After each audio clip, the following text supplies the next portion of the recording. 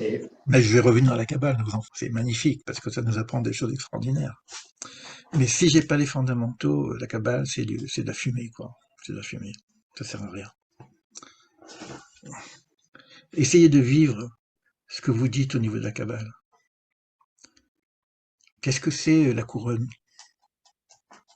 Les gens parlent de la couronne, mais ils savent pas ce que c'est. Rahma Abina, le rapport entre papa, maman, Ima, Abba, qui vont faire un petit enfant. Qu'est-ce que c'est cette histoire du cerveau qui font le mariage pour se faire un enfant? De quoi on parle? Comment on va le vivre?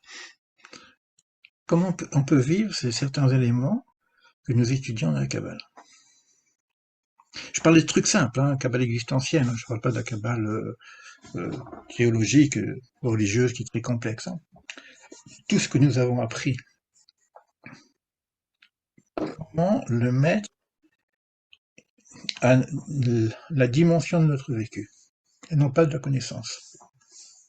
D'ailleurs, je me demande s'il y a une vraie connaissance sans le vécu. Je pose la question.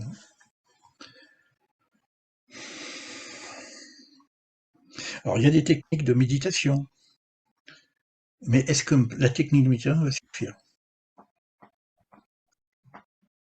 Je suis pas sûr. Ça peut aider. Je parle sans filet, hein, c'est tout ce que j'ai dit. C'est un échange hein, libre.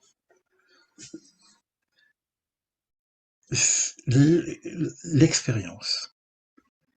Si l'histoire, je vis une expérience et je sais voir dans cette expérience, dans cette histoire qui est un vêtement, le phénomène séphirotique. C'est ça les prophètes, c'est ça les sages. Corona, c'est quoi Corona? Couronne, ça veut dire quoi? Tac, tac, tac, tac. Qu'est-ce qui se passe avec le divin? Tac, tac, tac, tac. Où est-ce qu'on en est par rapport? Ils savent. Donc, si je veux vraiment intégrer quelque chose comme ça, c'est aussi connaître le vêtement, l'histoire. Avoir une connaissance du phénomène et que je peux le traduire, phénomène physique, je peux le traduire en métaphysique. Ça, c'est peut-être une interaction. Et si c'est moi qui le vis à l'intérieur de moi-même, bah, c'est sûr que c'est encore plus fort. C'est pas facile, ça.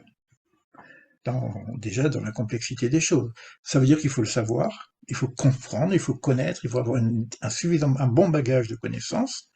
Je sais pas, c'est pour ceux si je fais mon école, vous verrez l'échelle du savoir. Comment on passe du non-savoir au savoir, à la compétence inconsciente, à l'expertise. Il y a tout un processus.